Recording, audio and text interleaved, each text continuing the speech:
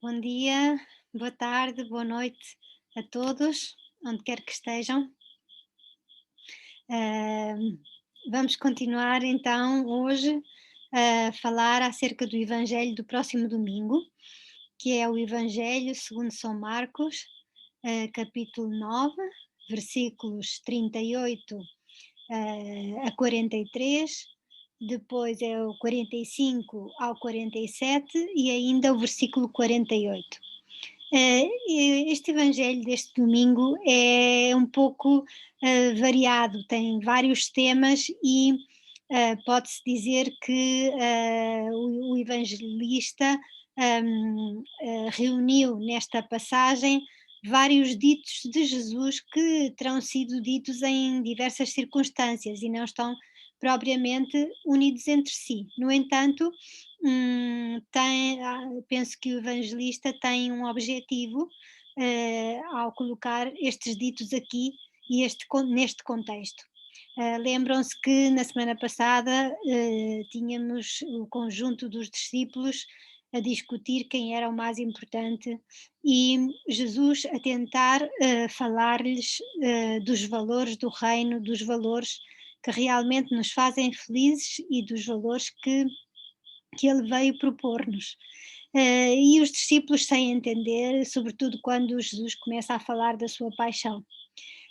Hoje temos aqui também uma situação até um pouco caricata, porque a primeira parte do Evangelho, um dos discípulos, neste caso não é Pedro, mas sim João, digamos que em nome dos outros, vem fazer uma queixa a Jesus, não é?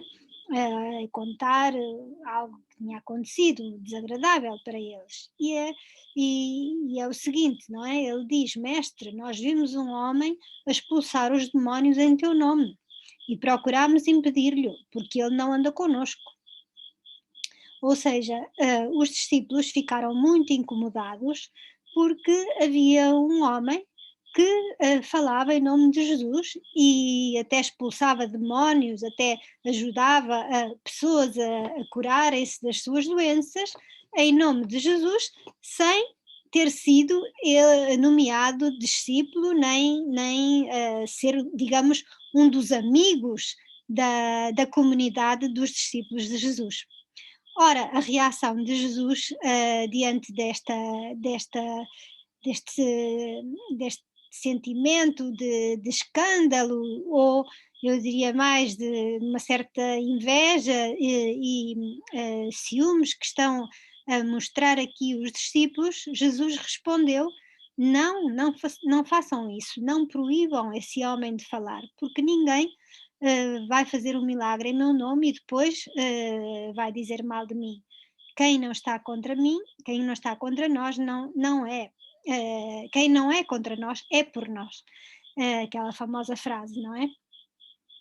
Mas acho que está aqui nesta circunstância, esconde-se ou revela-se, melhor dito, uma situação muito comum entre nós, quando temos a tendência a criar um grupo fechado e até a fazer da igreja ou das comunidades paroquiais ou das comunidades em que nos reunimos para rezar, para partilhar, grupos fechados e a nossa tendência a não querer admitir que haja outras pessoas fora do grupo, fora da nossa zona de conforto, que também podem ter algo a dizer e podem fazer, realizar boas ações e ajudar também os outros. Acho que aqui há um convite de Jesus muito claro para nós nos abrirmos, para nós sermos uma comunidade aberta.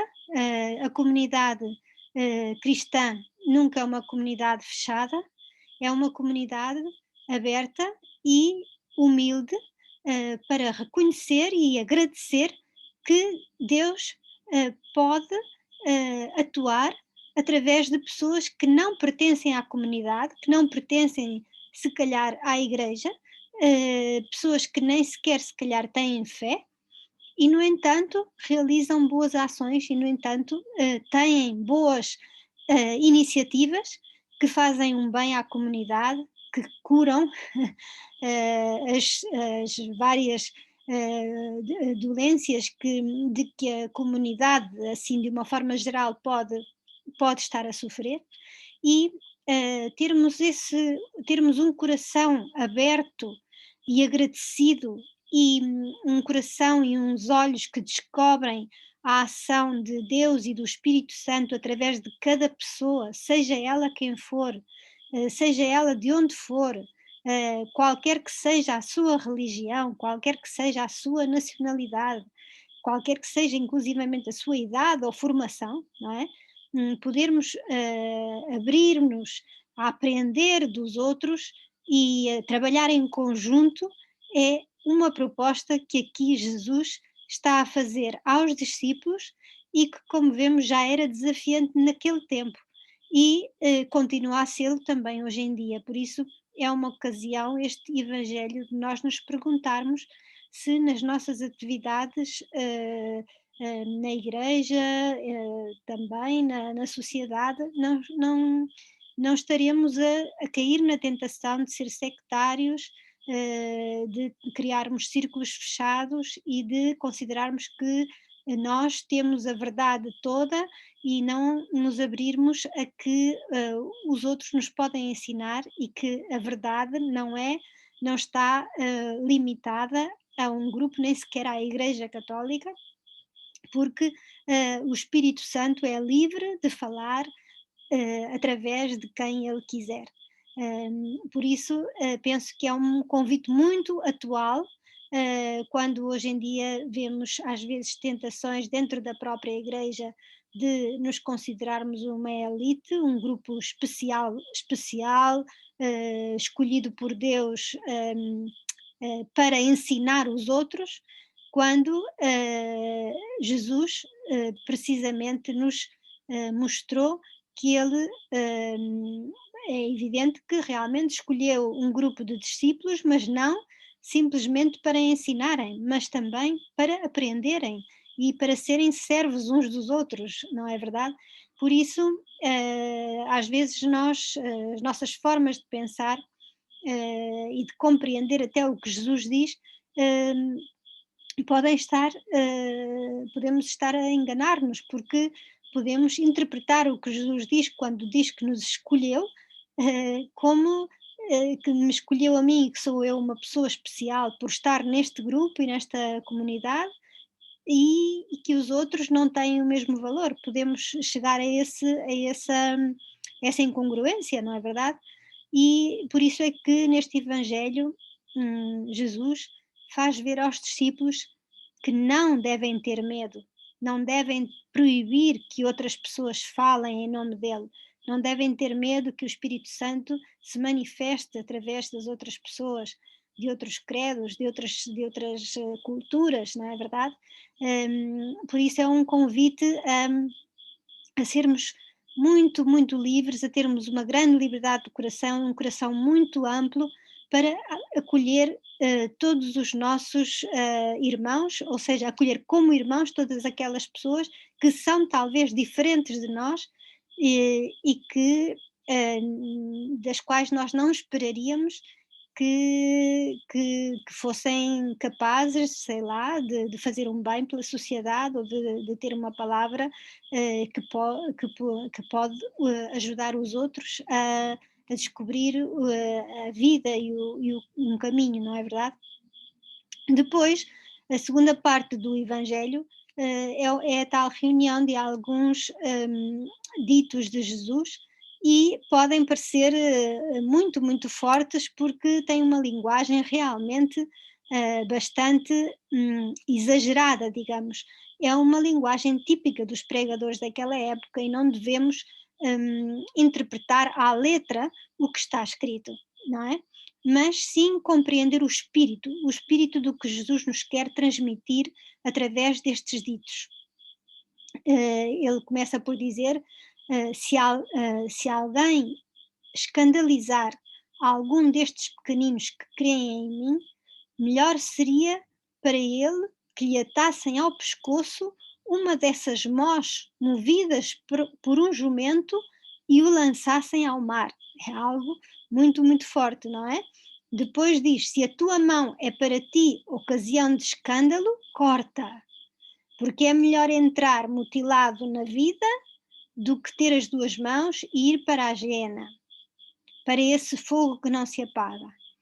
E depois diz também: e se o teu pé é para ti ocasião de escândalo, corta-o, porque é melhor entrar coxo na vida do que ter os dois pés e ser lançado na geena.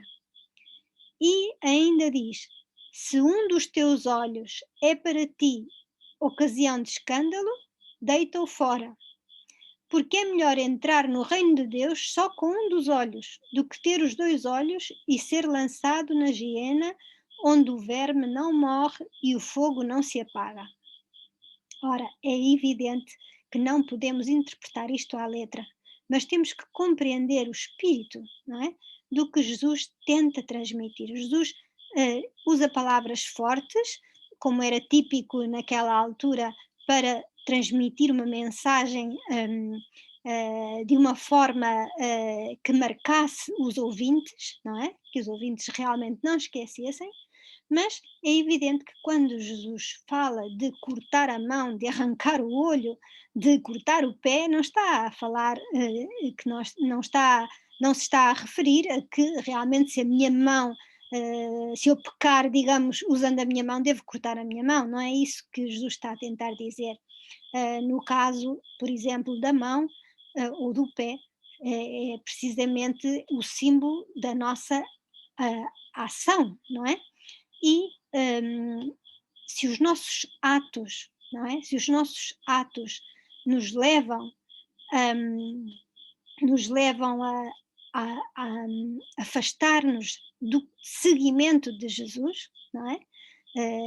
Que é na verdade o que significa isto, e o que está a propor Jesus é o seguimento dele, é nós sermos os seus seguidores, os seus discípulos. Portanto, se os nossos atos nos afastarem de Jesus, então, quando nós caímos em conta nisso, devemos rapidamente parar e cortar essas ações, não é? Cortar, arrancar da nossa vida esses pensamentos, esses sentimentos, como pode ser, por exemplo, o que víamos ao princípio, portanto, um sentimento de inveja, um sentimento de ciúmes em relação às outras pessoas, quando vemos que em nós não há amor, mas sim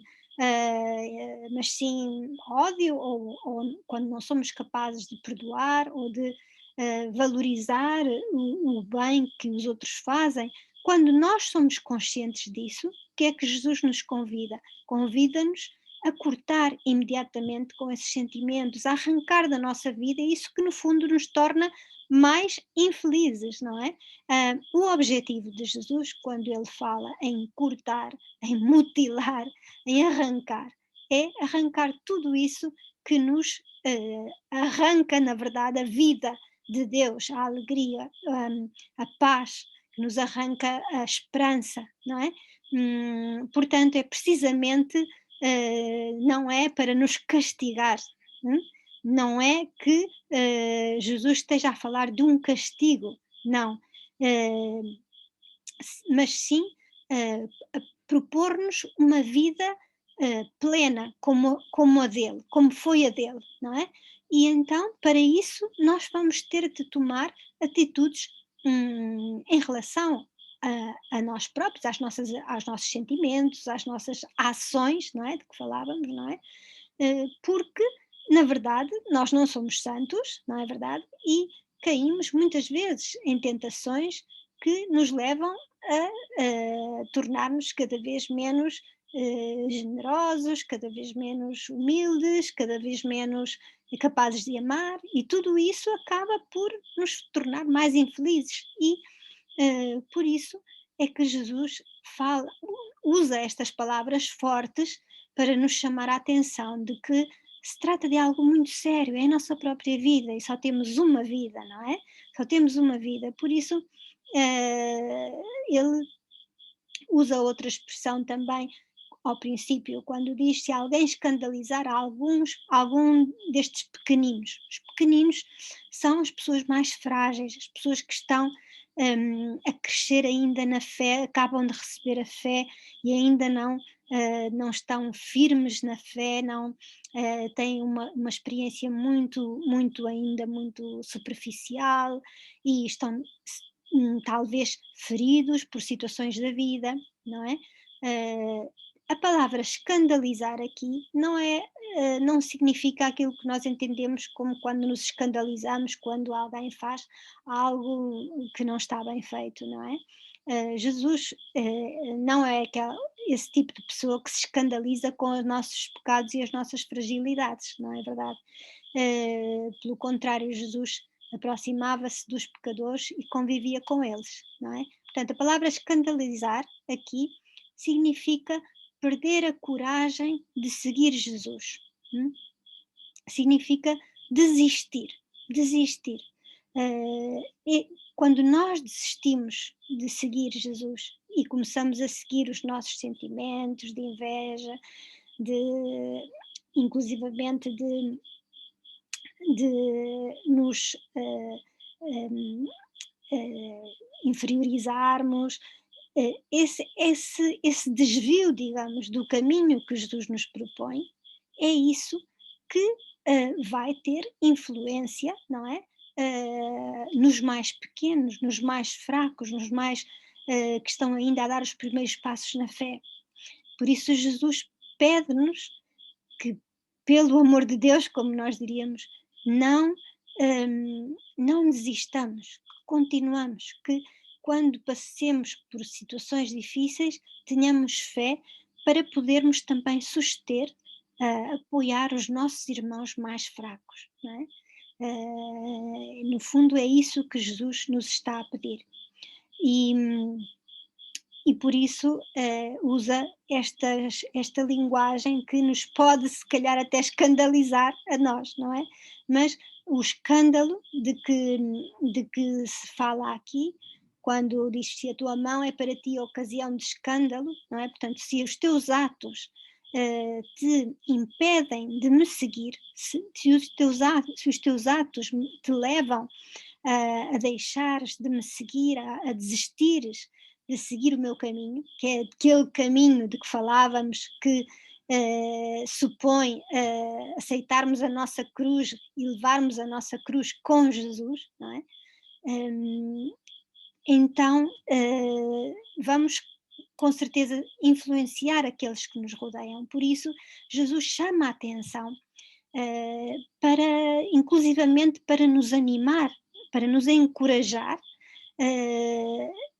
chama a atenção para a influência que as nossas vidas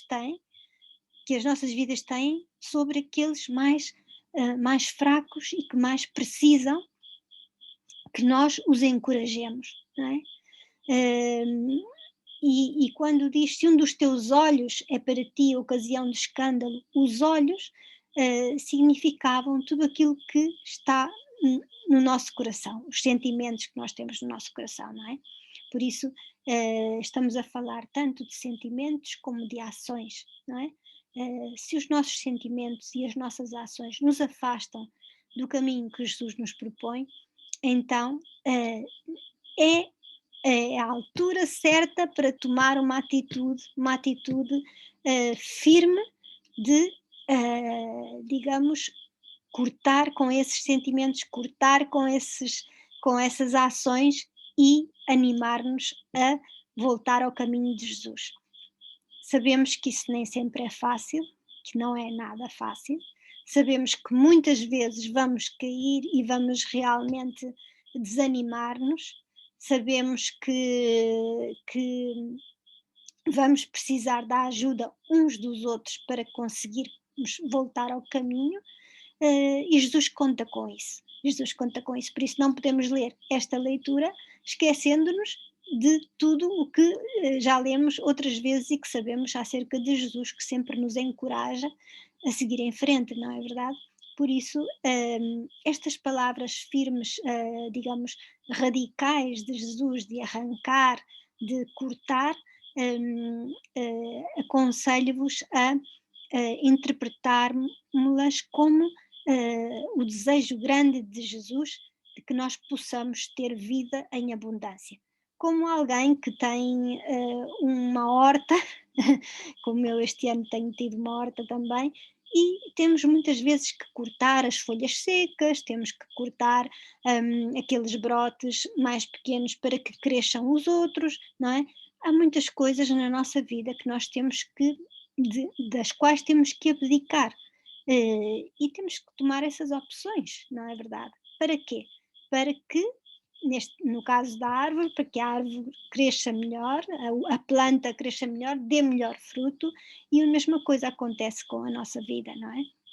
Muitas coisas às quais, coisas ou sentimentos ou ações às quais renunciamos voluntariamente, vão levar-nos a viver uma vida muito mais plena, com muito mais paz e mais liberdade no nosso coração. Tenham então uma boa semana.